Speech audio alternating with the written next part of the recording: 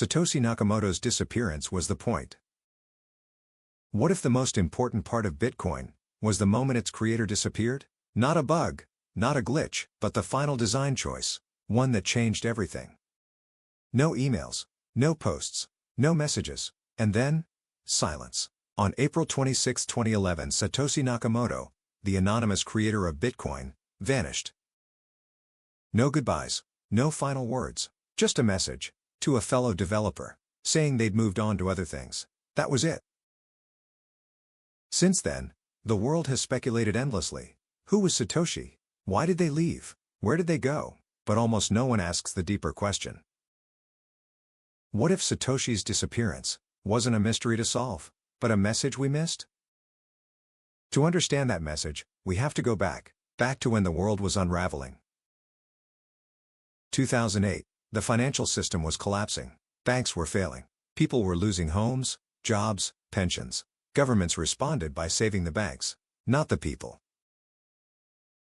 And on January 3, 2009, right in the heart of the chaos, something extraordinary appeared, a new kind of money.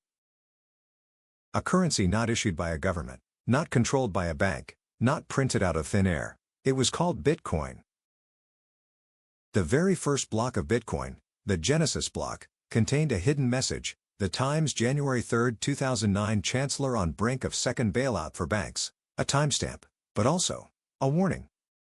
Bitcoin was a response, a rebellion, a way out, but behind it all was one person or group, known only as Satoshi Nakamoto.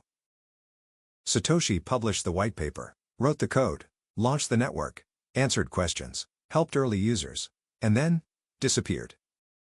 No fame, no riches, no credit, no face. They walked away, and left behind the most important technology since the internet. That silence wasn't a glitch, it was the final feature, because Satoshi didn't just build a network, they built trust. And trust requires disappearance. Let me explain.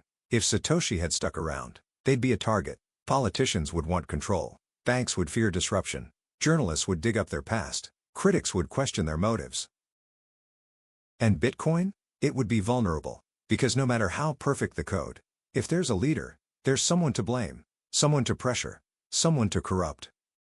But Satoshi disappeared, and in doing so, they did something no central bank, no tech founder, no politician ever does. They gave up power.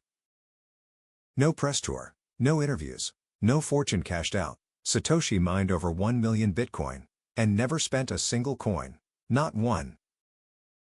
Let that sink in. At today's prices, that's tens of billions of dollars, just sitting there, untouched, unclaimed. Because the point wasn't wealth, it was freedom. Bitcoin is leaderless by design. It doesn't ask you to trust a person. It asks you to trust the protocol, the math, the consensus. It's the opposite of fiat currency. In fiat, trust is based on authority. In Bitcoin, trust is based on code. But that trust only works because there's no one left to manipulate it. No founder, no CEO, no cult of personality. Other crypto projects have leaders. They call them visionaries, or technologists, or saviors. But Bitcoin has no savior, and that's the beauty of it.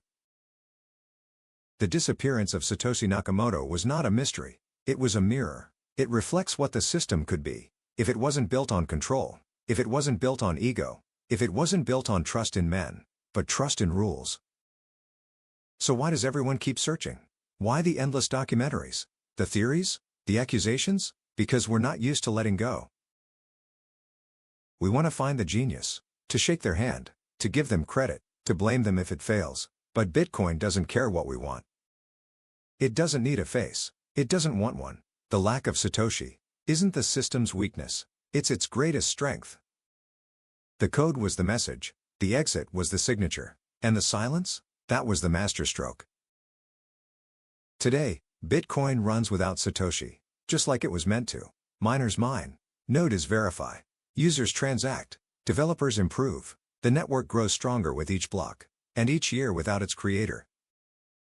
Because Bitcoin wasn't about Satoshi, it was about us, about a world where the rules are clear, the supply is fixed, the ledger is open, and the power is shared. So next time you hear someone ask, "But who is Satoshi?" tell them this: it doesn't matter. Because if we ever found them, if they ever came back, Bitcoin might die in that moment. The leaderless network would have a leader, the perfect symmetry would fracture, the protocol would become politics, and that would be the end. But Satoshi understood this. They knew the human instinct to idolize, to follow, to cling. And so, they gave us something radical. Not just code, not just money, but freedom through absence.